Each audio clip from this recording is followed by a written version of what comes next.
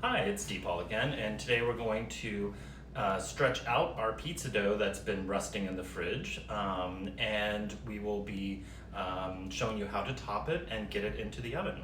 So I'm going to talk about a few different instruments that you will need, and first and foremost, you're going to need a pizza paddle, and there are two forms of paddles. The wood one delivers the pizza into the oven, and the metal one then takes it out of the oven. So be sure to pull your dough out 2 hours prior to when you want to actually eat, and so that it comes to room temperature. And then at about an hour prior, you want to turn your oven on with a pizza stone inserted in. Now that's an important detail. If you don't have a pizza stone, you can use an inverted sheet pan, but go to my blog and we'll talk more about that. So we have our dough. Today I'm going to be making a red sauce pizza with sausage, black olives, and a little bit of ricotta cheese and mozzarella. The key thing to think about is just generally have a light hand with toppings, because if you put too much on there, it's just too heavy and it's just not going to work out as well. So let's get started. Let's put a little bit of flour down on our workspace, a little on your hands. Let's open this up.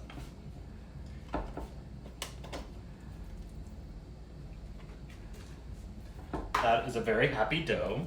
Now what you want to do with your lightly floured fingers, just work your way around, and whether this was in a gallon Ziploc or a bowl, just gently work your way around to pull it out. You don't want to burst all of the air bubbles that are inside the dough, because those are going to make it be a little puffier once you cook.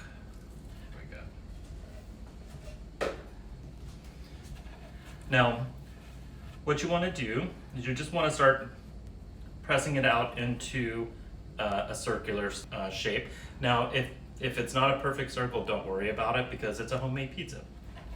Now, you can stretch it a little bit. If you get very comfortable, you can actually lift it up.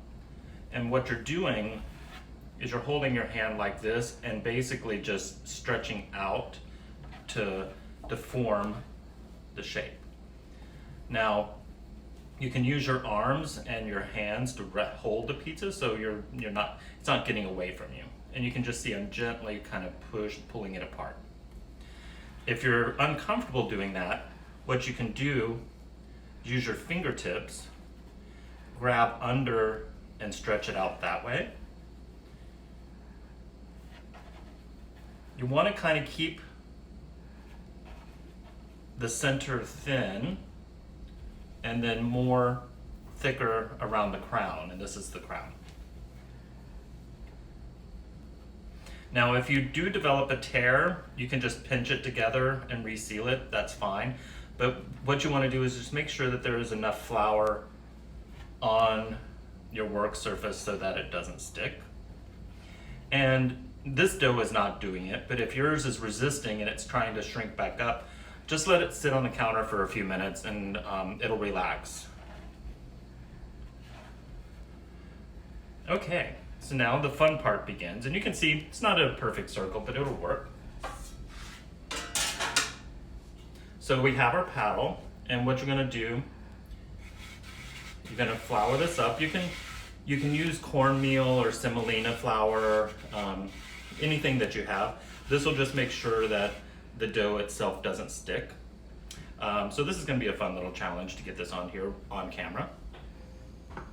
Let's just quickly lift and bring it on. So, and then you can reshape it again just to get back to the shape that you want it. If there's a little spot like this corner I can tell is going to stick, just put a little flour under that. And you can always do a little jiggle gently, make sure it's still there, and make sure it's sliding. So I made a marinara ahead of time. You can use your favorite jar sauce, you can use homemade. There's tons of varieties. You don't need a lot. You need a lot. Everything on a pizza is less than you think, and everything needs to be prepped ahead of time. Once you start making pizza, you're making pizza. There's no, oh, I have to go and grab stuff, oh, I have to prep things. All your needs has to be in place. So I tend to push mine right up on the crown a little bit because kind of like it a little when it gets toasty. Now, at this stage, I usually do a little salt and pepper. Today we're being a little fancy and we're using a truffle salt that was brought back from Italy on our last trip. Put a little bit of pepper, because you have to make sure every layer is seasoned. And as I said, I'm doing sausage and black olive today. So just kind of pop it around. Doesn't have to be perfect. Homemade pizza is still gonna taste so much better than what you buy at a pizzeria or at the grocery. Chopped up black olives, again, roughly thrown around.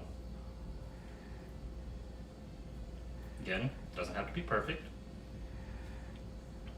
Now, what I do, and this is kind of a little pro tip, is I use ricotta and mozzarella. And with the ricotta, I actually season it ahead of time.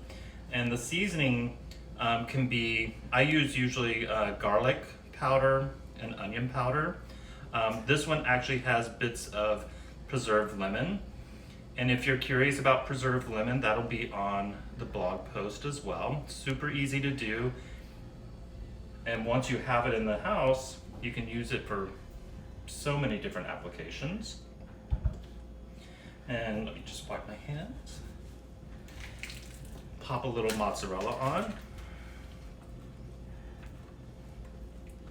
And then once the mozzarella is on, we'll be ready to transfer that into the oven. So, a couple of little tips. Make sure your cheese is on the pizza because you don't want it burning. Also, make sure there's nothing wet. So when you were bringing the sauce over, because if something is wet, the dough will stick to it. So you have to make sure your pizza peel is dry. Give it another little shake. And you can see that corner, it's gonna be stubborn. So you wanna test that before you get to the oven. So if this is giving a problem, just lift up the corner gently, do that, come back, and there you go.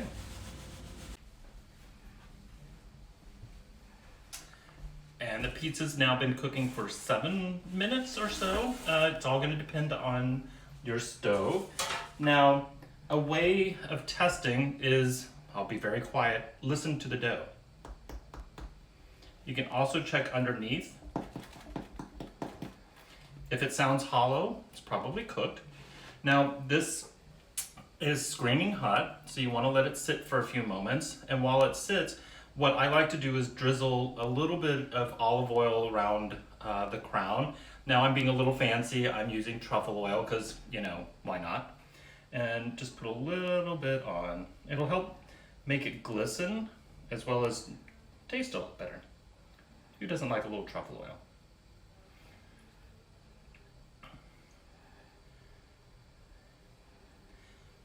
Now, if you have any questions about any of this, always check out my blog. So there we go. You can just tell, just letting it sit for about a minute, it's more solid. So we should get a nice crunch when we cut this. That sounds very good. I like to cut my pizza into 8s.